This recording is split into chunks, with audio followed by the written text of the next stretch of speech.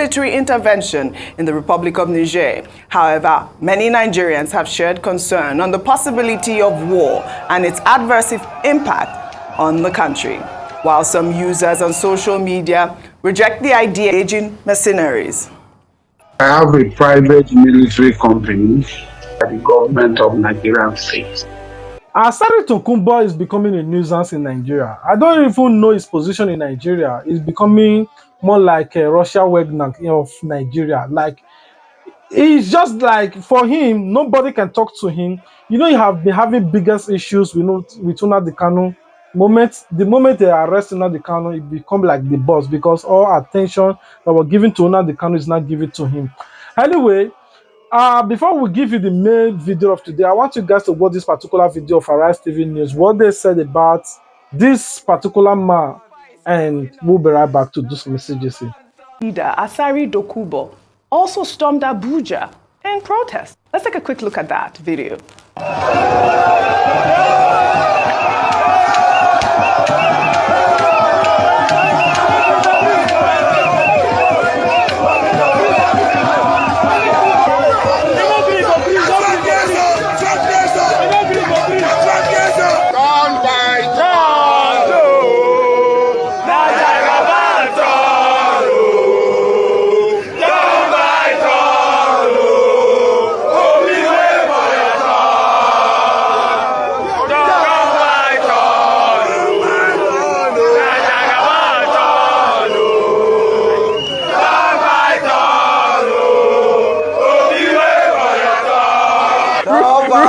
Rufai is cracking up. What can we say? Turn by turn. Rufai, I mean, everyone has a right to protest. This is what needs to happen. Why the hypocrisy of the police force scares me. Asari can do this. But when Labour said they want to go on protest, you start to tell them that you fear that people will infiltrate.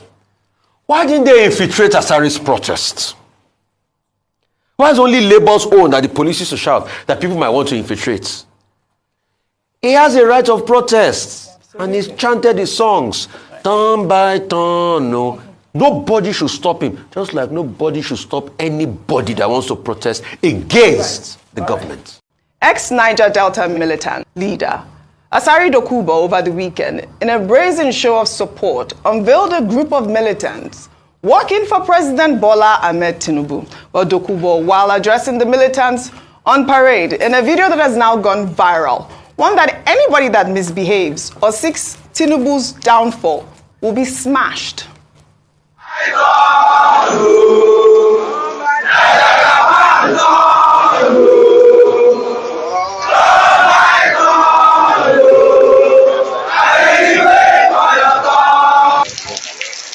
We work for President Ahmed Bola Tinubu, and he will succeed.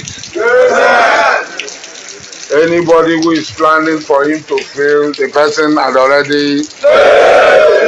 If you do anyhow, you do anyhow. You do anyhow, you do anyhow. You do anyhow, you do anyhow. You will collect woto. Turn by turn.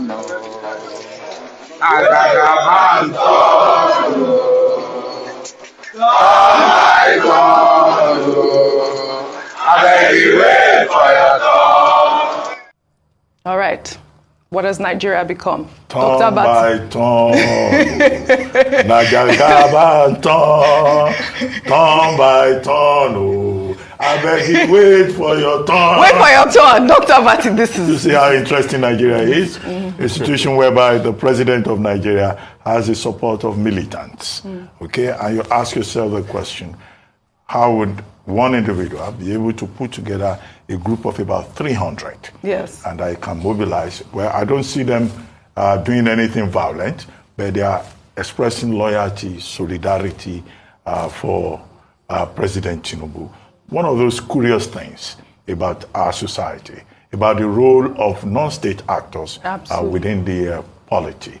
Well, you may say maybe this is during the political season, and these are supporters of President Tinubu. But you see, No, it wasn't during the political shift. This is a recent I'm trying to give them the benefit of the doubt. No, this was a video that was released after he came out of the president came back from the Hajj. So it wasn't political season. And these are non-state actors. And I don't know how this couldn't do anything evil. He put a gun in this one's hand. What about the guns he was brandishing before? Let's call it spade a spade. If we want the truth in this country. No, the president of Nigeria being supported and defended by militants, it's curious. It's very curious, Dr. Abati. The optics is not very good. No. Because the president of Nigeria has the whole army. He's, after all, commander-in-chief of the armed forces. So that's what makes it curious. Yeah. And a lot of people will be worried that why will anybody have almost a personal army of over 300 militants? But those are the questions, Dr. Abati. They are very valid questions. Rufai, I wish we had time. I mean, what work in what capacity? Let's be very careful. Are we fast building another Haiti or other Papa Doc Duvalier with the Tonton Makut? Is that the question? You see, these Frankensteins we are building everywhere with non-state actors. I'll give you a little history lesson, Audrey. Unfortunately, because of time. We don't have time. America started with this, with the Soviet Union funding the Mujahideen through Charlie Wilson. Right. There's a movie out there for it called Charlie Wilson's War. You can see now how the same people America funded turn again. Let's be careful. All right. Well, now Asari Dokubo on his own, I don't really know what he's feeling like. You know, it felt like you own Niger Delta, whatever he say is final and all those things. Maybe because of the weapons that is in his possession. Remember, he also said that Nigeria's or the ECOWAS or Nigeria president should give him and his boys go ahead to crush Niger. I don't know why he always think of violence and all that. But, you know, he also flagged up weapons on social media, believing that Tinubu is his man and all those things. And if the government commissioned me and my people to go to Niger Republic, we'll go, we'll defeat them, and we'll come back victorious. It's not a boast. If the government commission us to go, if Benin Republic like, let them go and bring anybody. They are human beings, or wicked men, or lotu. They are human beings like us. We'll go there, we'll defeat them, and we'll come back victorious, and we'll restore democratic order in Benin Republic. But recently, again, guess what? I don't know if this is good news to Nigerians, but bad news to Asari Dokubo. President Bola Ahmed Tinubu just recently blacklisted him from coming to Aso Villa to come and see him anymore. You know, the last time he went there to see Bola Ahmed Tinubu, and after he saw him, he went home showing weapons and, you know, gabating about that he own power and all those things. So Tinubu's trying to disassociate himself with thugs, saying that you people seeing me with this man coming to see me in Aso Rock, it's like we have something in common. But I'm a president of Federal Republic of Nigeria, shouldn't be allowing tats and people like this coming to Aso Villa on their field with to come and see me. So this was made public by a spokesperson. So I want you guys to watch this particular video. We'll be right back. So when people say that you are bad from the villa, I've already bad myself. For 13 years I did not. Throughout the campaign, through the primaries, I was there from the beginning. There are girls who started. Between and Barry, they all know. I was there from the beginning with everybody. My desire was, this is a man who stood by me and must pay him back. So I'd already barred myself from going to the villa, from going to his house, from going to his dinner, which was open for me. Everywhere was open for me. I had access everywhere. I did not go. Even before I went to the villa, I had people persuaded, beg and beg. You have worked, go and see. So they feel that he's so laughing that I'm not going. Move back. You see, even after going to that villa, that first time, I've been going to villa since the time of IBB. I was in the villa in the time of IBB. I was in the villa in the time of Abacha. Abdul Salam, I was not in the villa. I was in the villa several times in the time of Obasanjo. I was in the villa in the time of Yar'Adua. I was in the villa several times in the time of Goodluck. I didn't go to the villa during Buhari. So if going to villa is a new thing, take it. What I desire for Ahmed Bola Tinubu is success. No matter what. But while we will pray for Ahmed Bola Tinubu, we will fast for Ahmed Bola Tinubu, we will do everything for Ahmed Bola Tinubu to succeed. Friendship is more valued. The value of friendship is more than the only one. What do you guys think of Asari Dokubo? And before, during the time of Buhari really did not give him the attention he was looking for. But I don't know why it's becoming so relevant now in the era of Tinubu. Is it like he helped Tinubu to rig election? And what's really going on with Tinubu regime that everybody else, more the talk, people that are not supposed to be in power are coming up seeking for political position from him? Is it like a godfather of thugs become president, automatically the thug race, he talks, and all those area Agberu boys wants to hold political position? I don't really know. I'm not accusing Bola Ahmed Tinubu, but what do you guys think about Asari Dokubo himself and how he have been flagging weapons on social media? Sometimes you see him marching with guys with different kinds of weapons. Why is Nigeria military or the joint task who have been after Nnamdi Kanu not speaking about this particular man? Why did he have so much freedom in Nigeria to do whatever he wants to do? The other time I saw him, I saw a video of him challenging Nigerian military and all those things. So what power do you think he holds, and why is nobody, the military or the joint task or the armed forces, is not talking about him? Why is his own case just like, okay, let's just avoid him? Or is it like they are afraid of him, or there is something agreement they sign, like, okay, you can be Nigeria Wagner? Well, this is just as former militant leader Asari Dokubo, in a recent podcast that went viral over the weekend, revealed that he owns a private military company that was engaged by the government of the Nigerian state. I have a private military company that was engaged by the government of Nigerian state. And I've been doing the work for the Nigerian state. Private military companies exist all over the world. We have Black Waters, we have Wagner, we have so many private military companies. They are not even new to Nigeria. The only thing new is that maybe a Nigerian is now providing the same services that South African and Belarusians and other people provided to fight Boko Haram. And we fought. We are fighting side by side with the Nigerian military in many places. Well, all right, Dr. Abati, a lot of questions here. Like I said in my introduction, people are genuinely worried about the situation in Niger. And you saw that President Bola Ahmed Tinubu met with, governors in the boundaries or surrounding the boundaries of the country at this moment. And now we see this video from Asari Dokubo talking about owning a private military company, mercenaries. I mean, I don't know how this is relevant or even allowed in our constitution. I know that it is against the Geneva Convention to even go to war with mercenaries. What are your thoughts on this? Okay, I guess the matter is as follows. The concern about Niger is understandable. The Nigeria shares border, about over 1,000 square kilometers, converted into miles, 999 miles of border zone. 7 states along that stretch, Sokoto, Kebbi, Katsina, Jigawa, Yobe, all the way to Borno.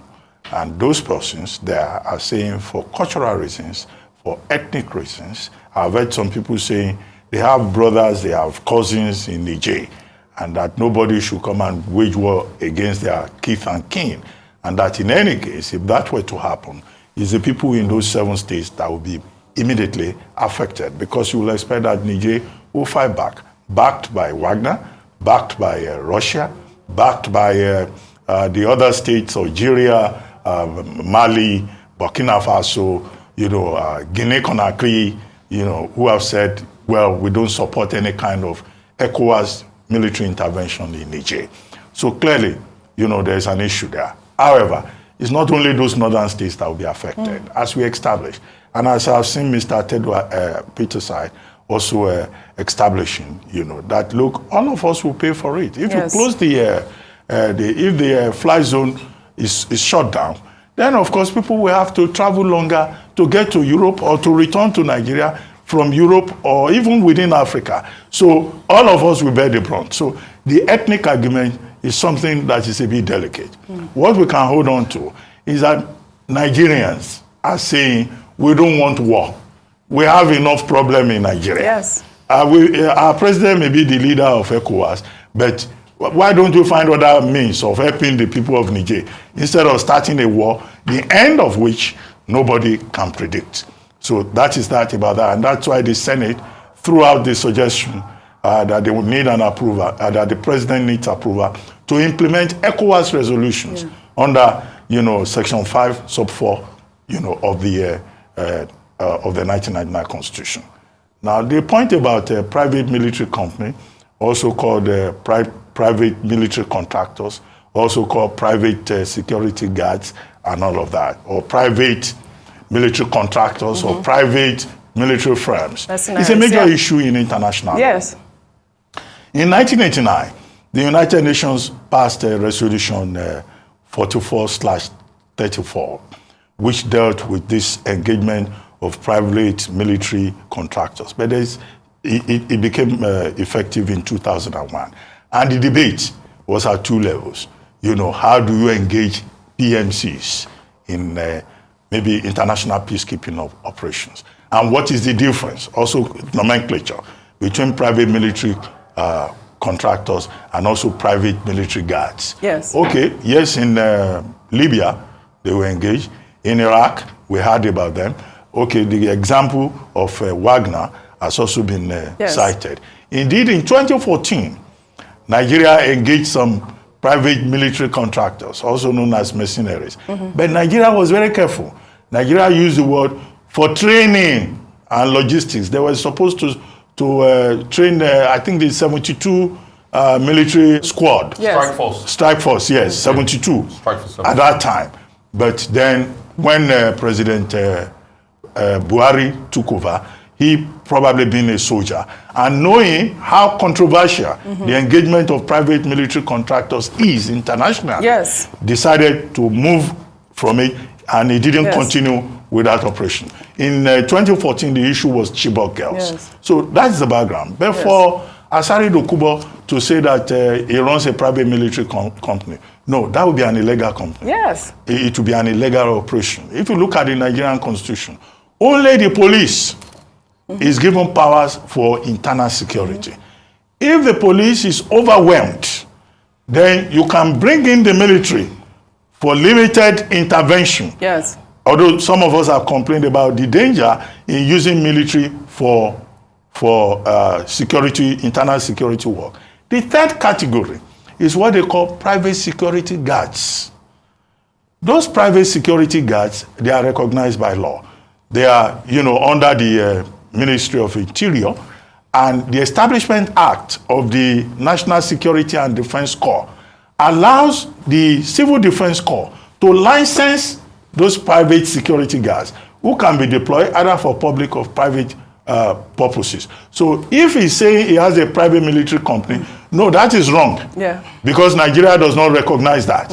But if he says he has a private security guard company, like all these people. But he says they work hand in hand with the Nigerian military, and they've been conducting, operations in different states. Maybe he's using the wrong nomenclature. In Nigeria. No. But even to say that it is considered unlawful, just for Nigerians that are even considering that option, it is considered unlawful under the Geneva Convention to even send mercenaries to war. So, I mean, I don't even think it should be something... when you go to Geneva Convention, you are even going far. Too far. As recently as 2001, I just said the resolution 44/34 of the UN raised issues. Right. So it's a major controversial issue. But we have over 1,100 private security guards All these people you see wearing uniform, they are all under civil defense. They are supposed to work with civil defense or liaise with the security authorities in Nigeria. So it's not like Wagner. Somebody cannot say, I'm running a Wagner operation in Nigeria. That would be illegal. Very well said, Dr. Abati. Well, in the meantime, a Nigerian man by the name Comrade Muhammad Ali, in a video that has now gone viral, commended the Senate for rejecting the resolution by ECOWAS on the use of force in a bid to restore democracy in Niger. Why? Then the ECOWAS has not intended to embed Mali, Guinea, and Burkina Faso. Now you wanted to incite war between Nigeria and the Niger Republic. The Niger Republic voted for APC. I mean, by the way, Ayo, he has the Nigerian, the American flag emblazoned in that outfit he's wearing, and also Gucci. I mean, he's also. It was hard to miss. I mean, but that's not the point. So, very interesting comments he's made, and a few things to pick up. But of course, one of the things that stood out for me the most was that he said that we voted for you, we supported the APC. Yeah. It seems like the borderline between Niger and Nigeria has been, there's a bit of a, it's been blurred. And now they feel like, as someone has described Niger as part of northern Nigeria, or one of the states, the 37th state in Nigeria. And so that's something that we should be quite mindful of.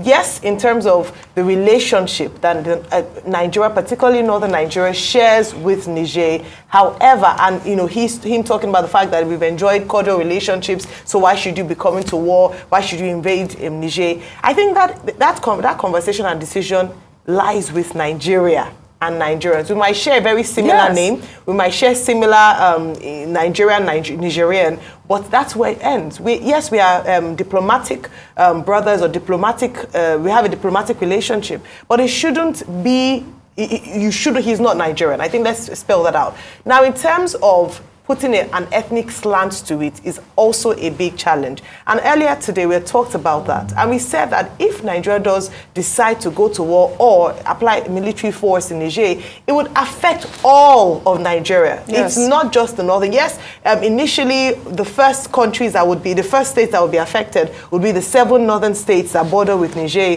in Nigeria. But beyond that, when there's a humanitarian crisis, there's a ripple effect in other parts of the country. So I think it's important to not bring in an ethnic slant to this and to begin to talk about, if we're the Southwest. I think that's very wrong for us at this point in time. We should focus on the issues. If the president makes a decision beyond these issues, that the cost of going to war, the effect of humanitarian crisis in the north and other parts of Nigeria, and those issues should be what should be on the table, not the fact that, it's Southwest and North versus North. All right, that must be. Asari Dokubo, how many times have I told you Tinubu regime is not good for you?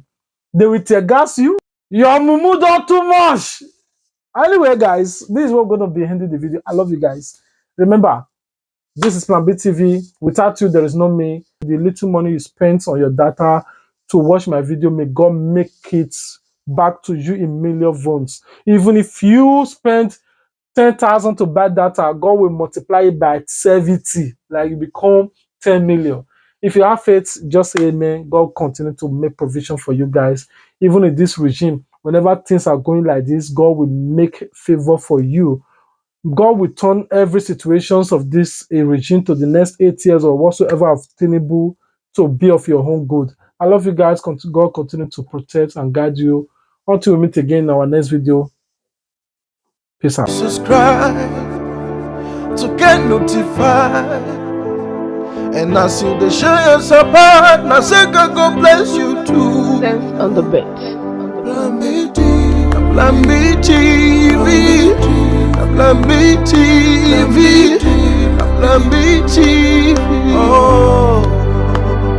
Plan B TV. Plan B TV. Plan B TV.